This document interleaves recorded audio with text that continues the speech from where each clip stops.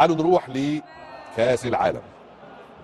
والنهارده فرحه عربيه افريقيه كبيره جدا جدا جدا. الواحد الحقيقه هذه الكاس الحاجه الوحيده الحلوه اللي كانت ناقصه، الحاجه الوحيده الحلوه اللي كانت ناقصه ان مصر كانت تبقى مشتركه في كاس العالم، لان بصراحه كل يوم في افراح وفي انجازات وفي مفاجات، وكاس العالم ممتعنا. كانت المتعه هتكتمل وتصل الى النشوه بقى العظيمه لو منتخب مصر موجود هناك في قطر وبيقارع الكبار في منافسات المونديال، لكن قدر الله ما شاء فعل. والمنتخب المغربي النهارده مثلنا نحن العرب ونحن المصريين افضل تمثيل. وما تستغربوش لما بقول نحن المصريين، لان والله انا بتكلم بشعور اعتقد غالبيه المصريين اللي كانوا بيتفرجوا النهارده على المباراه الحاسمه في مشوار تاهل المغرب لكاس او للدور الثاني من كاس العالم. اعتقد ان كل المصريين النهارده كانوا بيرددوا الهتاف والشعار المغربي في التشجيع. كلنا كنا مغاربه، كلنا ورا العلم المغربي، كلنا ورا المنتخب المغربي اللي بيض وشنا ورفع راسنا واستطاع انه يفوز على المنتخب الكندي في المباراه الحاسمه الثالثه اللي انتهت الساعه 7 تقريبا بتوقيت القاهره بهدفين مقابل هدف وباداء ممتاز، ويتاهل متصدرا للمجموعه. ودي حطوا تحتها 1000 خط. مش بقى تمثيل مشرف، ومش بقى متاهل وهو ناطط على السور وبفرق الاهداف وبحسبه بيرما وبنظريه الانذارات واربعه، مفيش كلام من ده.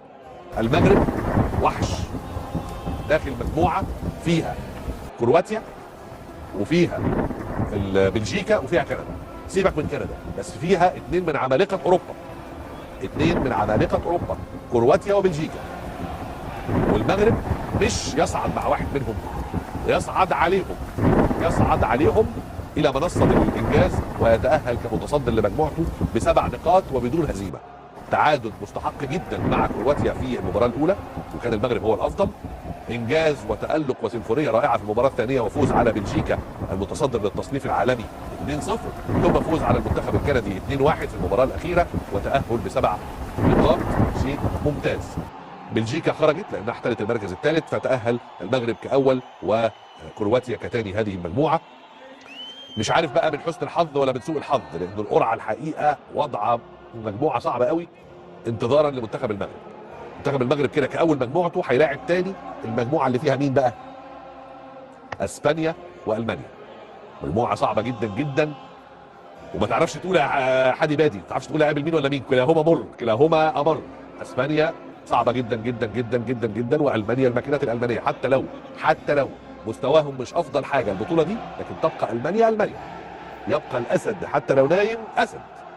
فمش عارف الحقيقه، لان في منتخبات ثانيه صاعده زي بولندا ومش عارف ايه هيلعبوا ماتشات حلوه قوي، لكن القوي ما يخافش.